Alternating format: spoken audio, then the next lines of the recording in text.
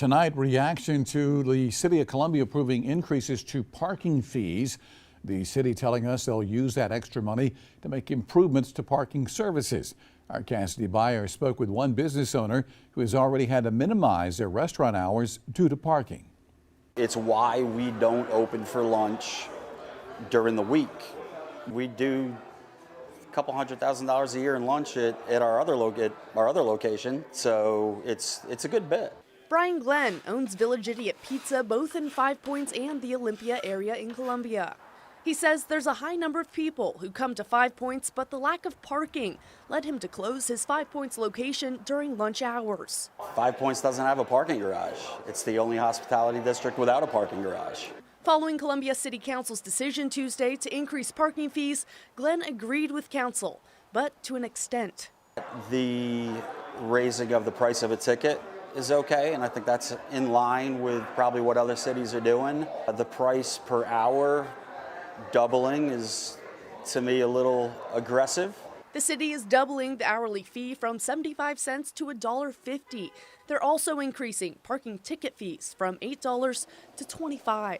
The city said they'll use that extra money for much-needed upgrades to parking around the city, including upgrading parking decks. Although Glenn believes the hike in fees to be slightly aggressive, he ultimately agreed with the decision after the city expressed the additional funds would be used to improve parking services. I read that they were looking at the increased revenue to upgrade and build garages. If none of that is going to be happening in Five Points, in the future, I'll have a huge problem with this move. Unfortunately, this isn't his first time expressing concern over available parking. As a previous member of the Five Points Association Board of Directors, Glenn has advocated for additional parking for decades. There have been there's constant discussions about a garage.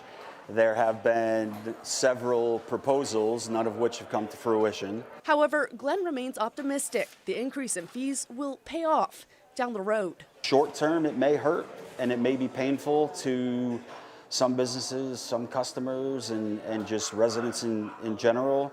But I trust that they've done their homework to know that moving forward, the ability to move the city forward and the different hospitality districts forward, that it is the right move. Cassidy Buyer, News 19, WLTX. And the city decided not to enforce parking on Saturdays except in Five Points. The new parking fees start on March 21st.